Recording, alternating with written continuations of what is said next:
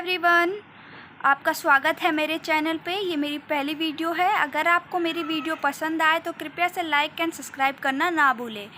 जैसा कि आप यहाँ पे देख रहे होंगे, मैंने टॉपिक लिया है बंगाल में स्थायी बंदोबस्त। हम इसके बारे में जानेंगे। यहाँ से पढ़ना स्टार्ट करते हैं। कॉर्नवालिस ने भारत आकर महसूस किया कि वर्तमान व्यवस्था देश की दरिद्रता बना रही थी और यह कृषि पदात्मक थी। इसके अलावा इसका उत्पादन इतना कम था कि यह कंपनी की ज़रूरतों को पूरा नहीं कर सकती थी। कंपनी कृषि से बृहद और नियमित आय की आशा करती थी। कॉर्नवालिस ने यह भी महसूस किया कि कंपनी भारत से जिन वस्तुओं को यूरोप में बाजार में बेचने के लिए ले जाना चाहती थी, उनके उत्पादन में भी कमी आई, मसलन रेशम, सूत आदि, क्योंकि ये भी कृषि पर ही आधारित थे। जब कृषि पदात्मक हो तो हस्तशिल्प उद्योग कभी भी पनप नहीं हो सकता। लंदन में बैठे अधिकारियों और कॉर्नवालिस ने महसूस किया कि कराधान की अनियमितता और अव्यवस्था के कारण ही भ्रष्टाचार और शोषण भी फैल रहा है। कॉर्नवालिस कौन थे? ये इंग्लैंड के वासी थे। ये भारत आए और इन्होंने महसूस किया कि यहाँ की जो कृषि उपज है उसमें कमी आ रही है। ये जो लंदन निर्यात करते थे उनकी उपज में भी कमी आ रही है। तो इसका कारण क्या था? उन्होंने बताया भ्रष्टाचार और शोषण किया जाता था किसानों का, इसीलिए शायद इसमें कमी आ रही है। तो इस कमी को पूरा करने के लिए स्थायी बंदोबस्त की शुरुआत हुई थी। आगे बढ़ते हैं। अतः अब भू कर को स्थायी तौर और निर्धारित करने का निर्णय लिया गया। सरकार ने आश्वासन दिया कि वह भविष्य में कभी कर नहीं बढ़ाएगी। इस आश्वासन से कई प्रकार के परिणामों की आशा की गई।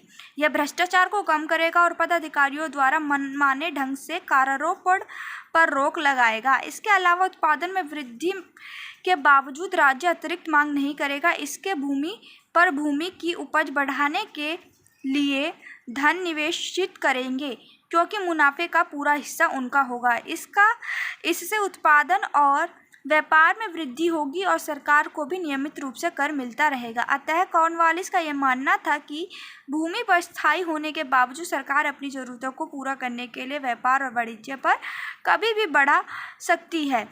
वस्तुतः भूमि कर का निर्धारण भी काफ़ी अधिक दर पर किया गया था। भूमि कर की कुल रकम 2,65,00,000 रुपए तय की गई थी। और जैसे कि हमने देखा कि स्थायी बंदोबस्त में था कि जो कृषि कर थी उसको स्थायी कर दिया गया था, पर यह भी कर बहुत ज़्यादा थी किसानों के लिए, और वो स्थायी कर थी 2,65,00,000 रुपये। एक समय निर्धारित कर दिया गया था कि इस टाइम पे आपको इतना कर चुकाना पड़ेगा, और ये भी कह दिया गया था कि इसे भविष्य में नहीं बढ़ाया जाएगा। तो इसके रिलेटेड एक और टॉपिक्स हैं, इसको भी देखते हैं। जमींदारों के साथ बंदोबस्त जानेंगे क्या थी। तो इस प्रकार हमने देखा कि भू राजस्व स्थायी तौर पर निर्धारित कर दिया गया, पर सवाल यह था कि यह किसके माध्यम से वसूला जाए। बंगाल के नवाब जमींदारों के मार्फत कर वसूला करते थे। इन जमींदारों के अधिकार में काफ़ी बड़ा इलाका होता था। कभी कभी पूरा जिला इनके नियंत्रण में होता था। इनके पास अपनी सेनाएं होती थी और उन्हें राजा कहा जाता था, पर कुछ ऐसे छोटे इलाके भी थे जहाँ से लगान की वसूली सीधे या किसी बड़ी जमींदारी के माध्यम से की जाती थी। खेती का काम किसान करते थे और वे प्रत्येक उपमंडल में निर्धारित स्थायी प्रथमानुसार दर से कर का भुगतान जमींदारों को करते थे। शोषक जमींदार नियमित भू राजस्व दरों के अतिरिक्त भी कर लगा देते थे। इस प्रकार के कर को अभाव कहा जाता था। इसमें क्या देखा गया हमने कि जमींदार, पहले जाना गया कि जमींदार किसे कहते हैं। जमींदार उसे कहते थे जिनके पास ज़मीनें होती थी और इनकी अपनी एक सैनिक होते थे, इनको ये राजा होते थे, और इनके द्वारा ही कर वसूला जाता था। अब आगे बढ़ते हैं। 1790 तक ब्रिटिश शासन ने इस व्यवस्था को अस्त व्यस्त कर दिया। कुछ जमींदारों का स्थान ठेकेदारों या पदाधिकारियों ने ले लिया। पुरानी प्रथागत दारों को नजरअंदाज किया गया। यानी 1790 में ब्रिटिश ने इस शासन को भी बेकार कर दिया था, अस्त व्यस्त यानी खराब कर दिया था इस शासन को, और जमींदारों को हटाकर इसका स्थान ठेकेदार या पदाधिकारी को दे दिया गया था। इसका आगे पढ़ते हैं क्या है। आगे है, और राजस्व बढ़ाने के लिए सभी तरह के गैर कानूनी कार्य किए गए। कॉर्नवालिस के आगमन के पूर्ण पुढ़ैत अवस्था का माहौल था। नया गवर्नर जनरल ब्रिटेन के भूमिपति कुलीन वर्ग का सदस्य था, अतः यह जमींदारों को जमीन की मिल्कियत देने के पक्ष में ना था। उसके दिमाग में अंग्रेज भूमिपतियों का चित्र था जिन्होंने खेतों को विकसित किया था। इसके अतिरिक्त राजस्व निर्धारण के लिए सरकार के पास अन्य किसी वर्ग के साथ बंदोबस्त करना कठिन था। यानी कि जो ये कर थे, पर इसको ब्रिटिश शासन ने क्या अस्त व्यस्त कर दिया। ब्रिटिश शासन ने सोचा इसको और ज़्यादा क्यों ना राजस्व कर को बढ़ाया जाए। तो राजस्व कर को बढ़ाने के चक्कर में इन्होंने बहुत सारे गैर कानूनी काम किए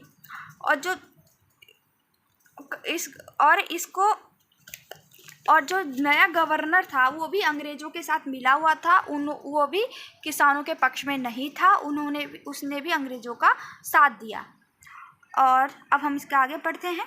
इस स्थिति को समझने के लिए आपको यह जानना जरूरी है कि उस समय बिहार, बंगाल और उड़ीसा को मिलाकर कुल 40 से 50 लाख किसान परिवार खेती में कार्य करते। बिहार और बंगाल और उड़ीसा में मिलाकर कितने 45 या 40 लाख तक लोग किसान थे जो खेती करते थे। उनसे सीधे तौर पर कर वसूली के लिए उनके खेतों का पूरा ब्यौरा तैयार करना पड़ता था और उस आधार पर कर निर्धारित करना पड़ता। इसके लिए कई वर्ष लगाने पड़ते और काफ़ी संख्या में कर्मचारियों की नियुक्ति करनी पड़ती। यानी कि अब उनकी जो फील्ड थी, उनकी फील्ड की पूरी जो मापन होता था उस हिसाब से उनसे कर लिया जाता था। स्पष्ट रूप से कुछ बड़े जमींदार, अब आगे पढ़ते हैं कि स्पष्ट रूप से कुछ बड़े जमींदार से राजस्व वसूलना ज़्यादा सरल था और बिहार तथा बंगाल में यही व्यवस्था 1793 में स्थायी बंदोबस्त के तहत की गई। तो ये व्यवस्था कहाँ स्थित की गई? बिहार और बंगाल में। सभी खेतिहार यानी सभी किसान इलाके विभिन्न जमींदारियों में बंट गए। जमींदारों को एक निर्धारित कर की अदाई करनी होती थी। जब तक वह अपना कार्य कुशलता से संपन्न करता रहता, तब तक वह अपनी जमींदारी का मालिक होता था। वह इसे बेच सकता था, गिरवी रख सकता था और या इसके हस्तांतरण कर सकता था। यानी कि जमींदार जब तक कर चुकाता था तब तक उसकी जो ज़मीन थी उसकी हिफाजत रहती थी। अब इसका तो और आगे इसके कुछ है नहीं ज़्यादा। अब दूसरा पॉइंट पढ़ते हैं इसका, खेतिहारों की स्थिति। अब जानेंगे कि किसानों की क्या स्थिति थी इस बंदोबस्त से। खेती का काम लाखों किसान किया करते थे, जो अब जमींदार के काश्तकार मात्र रह गए थे। कॉर्नवालिस ने यह निर्णय भी जारी किया था कि जमींदार किसानों से लिखित समझौता करेंगे और इसमें किसानों द्वारा दिए जाने वाले राजस्व का हवाला होगा। यानी कि कॉर्नवालिस ने यह कहा था कि जब भी कोई भी किसान जिस भी किसानों से कर लिया जाए उस पर पूरा लिखित ब्यौरा होगा कि किसान ने कर दे दिया है, इसका पूरा कंफर्मेशन होगा। बट उसका विश्वास था कि इससे किसानों पर होने वाले शोषण में कमी आएगी। व्यावहारिक तौर पर वस्तुतः किसी किसान को पट्टा नहीं दिया गया और किसान पुढ़त जमींदारों की दया पर आश्रित थे। पर ऐसा कुछ नहीं हुआ था, कोई भी किसान से कर लेते समय ऐसा कोई लिखित ब्यौरा नहीं करता था और किसान किस पे अब आश्रित हो गए थे? पूरा जमींदारों पे आश्रित हो गए थे। यह स्थिति आकस्मिक नहीं थी। जैसा कि हमने पहले ही जिक्र किया है कि स्थायी बंदोबस्त में कर निर्धारण बहुत ज़्यादा दर पर किया गया था। हाँ, जैसे कि हमने देखा कि स्थायी बंदोबस्त में कर का जो रकम थी वो बहुत ज़्यादा थी। यह निर्धारण बहुत ज़्यादा था और इससे शोषण को भी बढ़ावा मिला। अब कैसे मिला ये जानते हैं, आगे बढ़ते हैं। एक जानकार पदाधिकारी जॉन शॉर के अनुसार यदि किसी भूमि से 100 रुपये का अनाज पैदा होता था तो उसमें से 45 रुपये सरकार के खजाने में और 15 रुपये जमींदार के पास चले जाते थे। किसान के पास मात्र 40 रुपये बचते थे। तो जैसा कि इसमें दिया गया है कि अगर कोई किसान 100 रुपये कमाता है तो उसमें से उसको 45 रुपये सरकार को देना पड़ता था और 15 रुपये जमींदार को देना पड़ता था, जिसके कारण उसके पास 40 रुपये बच जाते थे। इस प्रकार की भारी रकम दंडात्मक तरीके से ही वसूली जा सकती थी। अगर जमींदार को किसानों का शोषण करने का अधिकार ना दिया जाए तो वह सरकार की मांग की पूर्ति नहीं कर पाते। अगर जमींदार किसानों का शोषण ना करे, यानी किसानों से ज़बरदस्ती कर ना ले, तो वो सरकार की मांग पूरी नहीं कर पाते थे। इसी वजह से किसानों की कर में किसानों के मुनाफे में कटौती की जाती थी। 1793 से 1799 और 1812 में बने नियमों के तहत किसानों द्वारा रकम भुगतान न किए जाने की स्थिति में जमींदार किसान की जमीन जब्त कर सकता था। ऐसा करने के लिए उसे किसी न्यायालय की शरण में जाने की जरूरत नहीं थी। दमन का एक वैध तरीका था। इसका अतिरिक्त जमींदार किसानों द्वारा भुगतान न किए जाने पर अनेक अवैध तरीके भी अपनाते थे। मसलन किसानों को ताले में बंद कर देना, उन्हें पीटना आदि अस्थायी व्यवस्था का तात्कालिक प्रभाव किसानों को दयनीय स्थिति के रूप में सामने आया। अगर कोई किसान कर देने में सक्षम नहीं हो पाता था तो उसकी जो ज़मीन थी वो जमींदार ले सकते थे और उनके साथ बहुत बुरा व्यवहार भी करते थे अगर कर नहीं दिया जाता था। और दूसरा ये था कि अगर वो कर नहीं देते थे तो उन्हें पीटा जाता था और उन्हें एक कमरे में बंद कर दिया जाता था, जिसके कारण उनकी सांस न ले जाने के कारण उनकी मृत्यु हो जाती थी। और इससे क्या हुआ कि जो किसानों की स्थिति वो बहुत बेकार हो गई थी। अब हम आगे इसका नेक्स्ट पॉइंट पढ़ेंगे। स्थायी बंदोबस्त के प्रभाव। ऊपर से देखने में यह लगता है कि व्यवस्था जमींदारों के हक में काफ़ी मजबूत थी, पर हमें यह नहीं भूलना चाहिए कि अब उन्हें प्रत्येक वर्ष एक निश्चित तारीख तक एक निश्चित रकम सरकारी खजाने में जमा करवा देनी पड़ती थी और इससे चुकाने पर जमींदारों को नीलामी हो जाती थी। अब जैसे कि हमें ऐसा तो लगा कि हाँ भाई कि जमींदारों को इसमें फ़ायदा, बट जमींदारों को अभी इसमें कोई फ़ायदा नहीं हो रहा था, क्योंकि इससे क्या होता था कि जमींदारों को तो एक निश्चित टाइम, एक समय दे दिया गया था कि आपको इतना कर तो देना ही पड़ेगा। इसके अतिरिक्त कुछ जमींदारों की दर इतनी ज़्यादा निर्धारित कर दी गई थी कि बाढ़, सूखे तथा अन्य विपरीत कारण के उनके पास कुछ भी नहीं बच पाता था। अब कुछ ऐसे जमींदार भी थे उनके पर बहुत ज़्यादा उनकी कर निर्धारित कर दी गई थी। अब बाढ़ वगैरह, सूखा वगैरह पड़ता था तो किसान की कृषि में ज़्यादा फ़ायदा नहीं हो पाता था, जिसके कारण उन जमींदारों को बहुत सहना पड़ता था। अतः परिणाम स्वरूप स्थायी बंदोबस्त के तुरंत बाद अनेक जमींदारों की जमींदारी छीन ली गई और ये जमींदारी कई दशकों तक बिकती रही। अब जैसे कि अगर जमींदार कर चुकाने में असफल रहे तो उनकी जमींदारियों की जो ज़मीन थी उनको छीन ली गई और उनको बेच दी गई।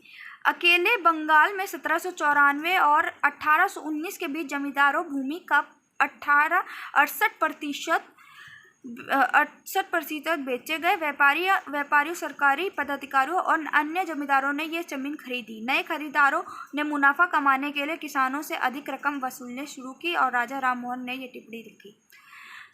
अब जो ज़मीन बेच रही थी वो व्यापारियों द्वारा खरीदी गई और पदाधिकारियों द्वारा उस ज़मीनों को खरीदा गया।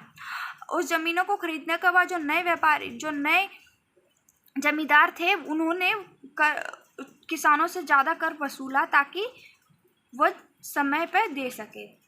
और इसीलिए राजा राम मोहन राय ने कुछ लिखा है, इसको पढ़ते हैं। 1793 से स्थायी बंदोबस्त के तहत भूमिपतियों ने लगान बढ़ाने की हर संभव कोशिश की है और इसके लिए अपनी संपूर्ण शक्ति का उपयोग किया। इसके बावजूद कई जमींदार ब्रिटिश सरकार द्वारा निर्धारित रकम को अदा करने में दिक्कत महसूस करते थे। एक ऐसे ही जमींदार बर्ताब के राजा बर्दवान के राजा ने अपनी जमींदारी को कई टुकड़े में बांट दिया था। इन्हें पटनी ताल्लुक कहते थे। इन सभी इलाकों को एक पटनीदार के हवाले किया गया था जो एक नियत राशि देने का वचन देते थे। अगर वह रकम अदा करने में असफल रहता था तो उसकी पटनी जब्त कर बेच दी जाती थी। अन्य जमींदारों ने भी यही प्रथा अपनाई। जैसे कि एक राजा की इसमें बात की गई है, उसके पास जमींदार जमीन थे उसको वो बांट दिया करता था और एक व्यक्ति था उससे वचन ले लिया करता था कि आपको इतने समय पे इतना कर देना पड़ेगा। अगर वह नहीं दे पाता था अन्य ज़मीन को जब्त कर लिया जाता था और उसे बेच दी जाती थी। और इसी प्रथा को अन्य जमींदारों ने भी अपनाना शुरू किया। इस प्रकार सामंती व्यवस्था के कई स्तर कायम होने की प्रक्रिया शुरू हुई। धीरे धीरे बंगाल की जनसंख्या में वृद्धि हुई। उपेक्षित जमीनों और जंगलों को भी खेतों में परिणत किया गया। दूसरी तरफ सरकार को दी जाने वाली रकम स्थिर थी, अतः जमींदारों की स्थिति में सुधार आया और अपने काश्तकारों के खर्चे पर वे शानो शौकत की जिंदगी बसर करने लगे। यही था स्थायी बंदोबस्त में। स्थायी बंदोबस्त में आपको आई होप आपको सब समझ आया हो। अगर आपको कुछ समझ ना आया हो तो कृपया कमेंट करके आप मुझसे ज़रूर पूछें। धन्यवाद और लाइक एंड सब्सक्राइब करना ना भूलें।